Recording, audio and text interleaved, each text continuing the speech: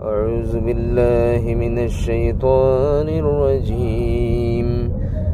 بسم الله الرحمن الرحيم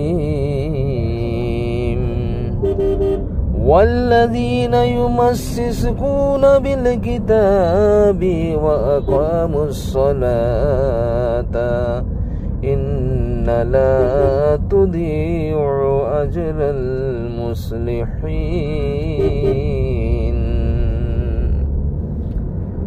وإذ نطقنا الجبل فوقهم كأنه ظلة وظنوا أنه واقع بهم خذوا ما آتيناكم بقوة واذكروا ما فيه لعلكم تتقون وإذ أخذ ربك من بني آدم من ظهورهم ذريتهم وأشهدهم على أنفسهم ألست بربكم قالوا بلى شهدنا أن تقولوا يوم القيامة إنا كنا عن هذا غافلين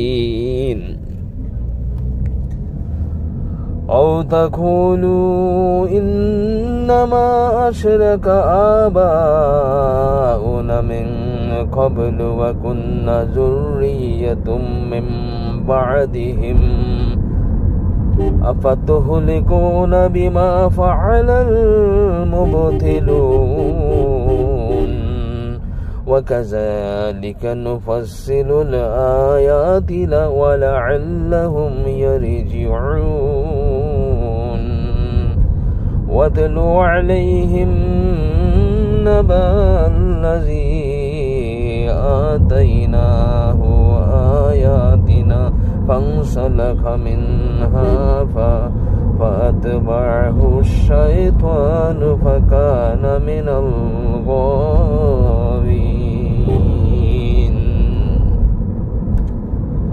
পবিত্র কোরআন মাজিদের সূরা আল আরাফের 170 থেকে 175 নম্বর আয়াতে আল্লাহ রাব্বুল আলামিন বলছেন বিসমিল্লাহির রহমানির রহিম আর যারা কিতাবকে দৃঢ়ভাবে আঁকড়ে ধরে এবং সালাত কায়েম করে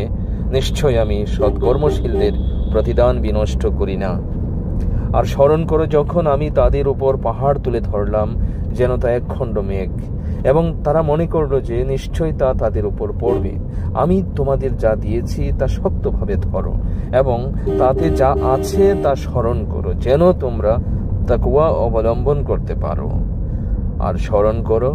যখন তোমার রব বনি আদমের পৃষ্ঠদেশ হতে তাদের বংশধরকে বের করলেন এবং তাদেরকে তাদের নিজেদের উপর সাক্ষী করলেন যে আমি কি তোমাদের রব নই? তারা বলল, হ্যাঁ অবশ্যই আমরা সাক্ষ্য দিলাম, যাতে কিয়ামতের দিন তোমরা বলতে না পারো যে নিশ্চয় আমরা এই বিষয়ে অনবহিত ছিলাম, অথবা তোমরা যাতে বলতে না পারো আমাদের পিতৃপুরুষরাই পূর্বে শিরক করেছে আর আমরা ছিলাম তাদের পরবর্তী বংশধর। সুতরাং বাতিলপন্থীরা যা করেছে তার কারণে আপনি কি আমাদেরকে ধ্বংস করবেন? আর এভাবে আমি আয়াত সমূহ বিস্তারিত বর্ণনা করি যাতে তারা ফিরে আসে। আর তুমি তাদের উপর সেই ব্যক্তির সংবাদ পাঠ করো যাকে আমি আমার আয়াত সমূহ দিয়েছিলাম, অতঃপর সে তা হতে বিচ্ছিন্ন হয়ে গিয়েছিল এবং শয়তান তার পেছনে লেগেছিল, ফলে সে বিপদগামীদের অন্তর্ভুক্ত হয়ে গিয়েছিল।